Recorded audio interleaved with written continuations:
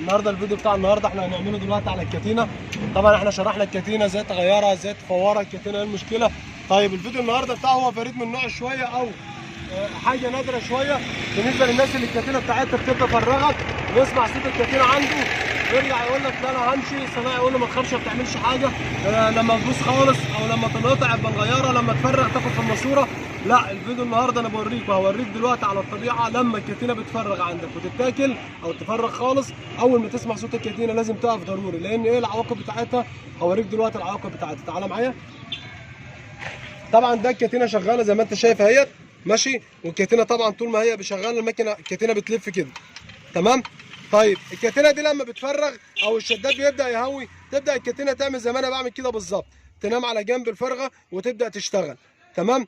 لو لاحظت هنا نايمه على الجنب لما بتفرغ. طيب لو بصيت على المطرح الالومنيا هنا هتلاقي الالومنيا كلها ماشيه معاك كويسه اهيت تمام. كمل بقى معايا للاخر، كمل زي ما انت، كمل زي ما انت. اقف هنا بقى، بص دلوقتي اصبح ان اتاكلت عندي هنا قد ايه تمام. لو بصيت هنا اهوت، خليك ماشي معايا، انا هعلم معاك بمفك عشان سبع ما يخش عنك البتاع. بص هنا كده، هنا تمام تمام ماشي. بص ماشي معايا، ماشي بس.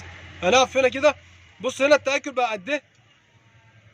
كانت ليا الفرخه خالص، ما عادش ليا الا سنه صغيره خالص. قد ايه اصبح ان الكتينه لما بتشتغل زي كده بص بتقعد تاكل. خليك معايا اهي، لما بتهوي الكتينه بتقعد تلف، وهي بتلف بتاكل في الالومنيا زي ما انت شايف كده تمام. تبدا تذبح في الالومنيا وتروح واكله الشفه دي خالص، شايلها خالص زي ما انت شايف كده، ماسكه على حاجه بسيطه خالص.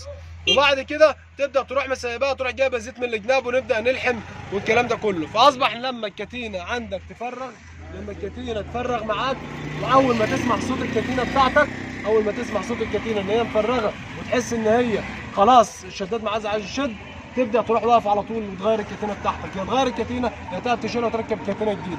ما تهملش وتسيبها وتقول ده هتمشي، امشي عليها شهر ده، امشي عليها الشهر الجاي، هتدخلك في فرغه وتدخلك في كسر موتورك، تبدا تحل الموتور فوق عشان تلحم وتدخلك في متاهه. لكن الفيديو بتاعنا النهارده على الكتينه لما بتفرغ بتوصلك لايه تمام. الكتينه عندنا لما بتفرغ بتوصلك لكسر الالومنيوم. واستنونا الفيديو الجاي ان شاء الله مع يسرا بطريقه.